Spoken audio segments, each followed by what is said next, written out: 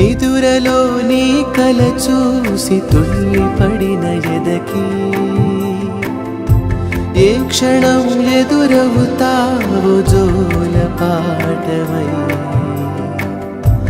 ఆకలని అడగక ముందే నోటి ముద్ద నువ్వై ఏ కథలు వినిపిస్తావో జాబి